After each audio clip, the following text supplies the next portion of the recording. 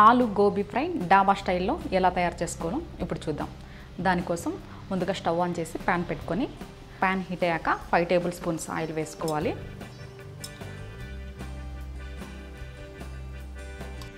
Oil heat అయ్యాక ఒక cup potatoes కొంచెం లైట్గా ఫ్రై చేసుకొని సైడ్ పెట్టుకున్నాం.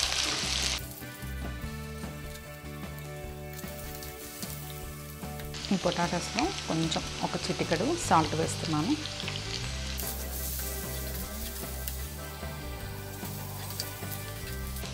ఇలా పొటాటోస్ హాఫ్ బాయిల్ అయితే చాలు, వీటిని పక్కన పెట్టుకున్నాం.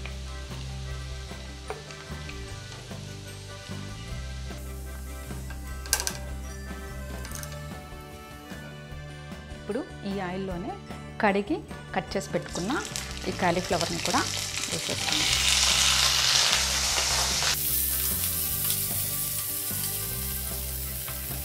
వీటిపైన కూడా కొంచెం సాల్ట్ వేస్తున్నాను.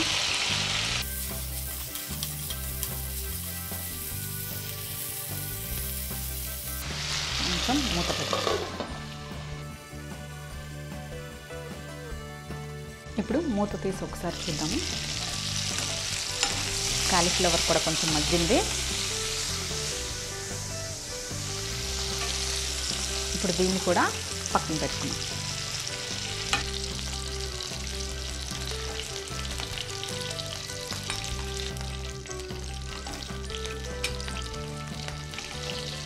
ఇప్పుడు ఇదే ఆయిల్లో హాఫ్ టేబుల్ స్పూన్ జీలకర్ర, కొంచెం కసూరి మేతి, ఒక పెద్ద సైజ్ ఆనియన్ని కట్ చేసుకొని ఇలా యాడ్ చేసుకున్నాం.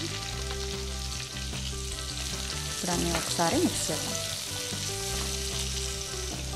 ఈ ఆనియన్ కొంచెం బాగా మగ్గేంత వరకు కొంచెం ఫ్రై చేద్దాం.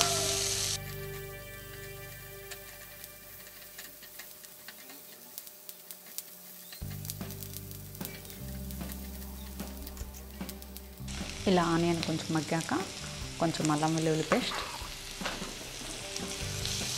వేసి బాగా మిక్స్ చేద్దాం.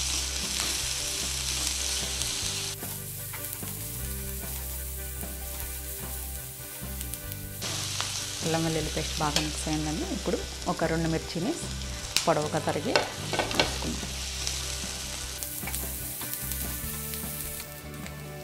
ఇందులో చిటికెడు పసుపు, ఆల్రెడీ పచ్చిమిర్చి యాడ్ చేసాం కాబట్టి కొంచెమే కారం వేస్తున్నానండి. ఎవరి టేస్ట్కి తగినంత వాళ్ళు వేసుకోవచ్చు. ఒక స్పూన్ ధనియా పౌడర్, ఒక tea spoon garam masala powder, కొంచెం సాల్ట్ వేసి అన్నీ ఒకసారి మిక్స్ చేసి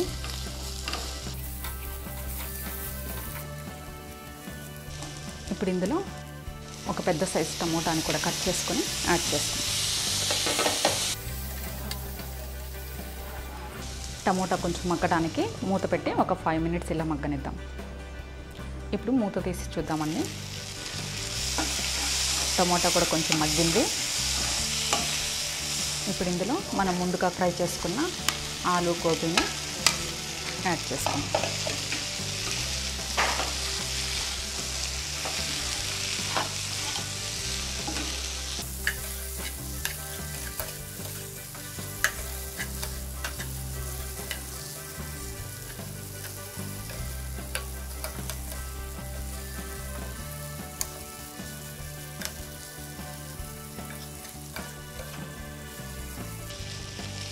దీన్ని ఇలానే ఒక 2 to 3 మినిట్స్ ఇలానే ఫ్రై చేసుకొని ఇలాగే ఒక 2 to 3 మినిట్స్ ఫ్రై చేశాక ఇప్పుడు ఇంట్లో కొంచెం కొత్తిమీర వేసుకుంటాం.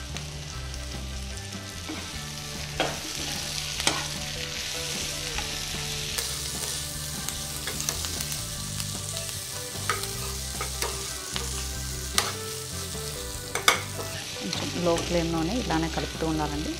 సాల్ట్ సరిపోయిందో లేదో కొంచెం చెక్ చేసుకొని అవసరమైన వాళ్ళు కొంచెం సాల్ట్ కలుపుకోవచ్చు.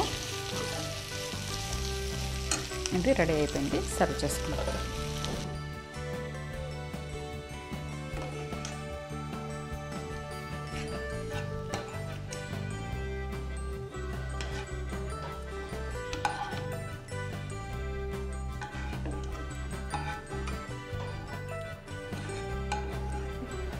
ఆలూ గోబీ ఫ్రై డాబా స్టైల్లో రెడీ అయిపోయింది.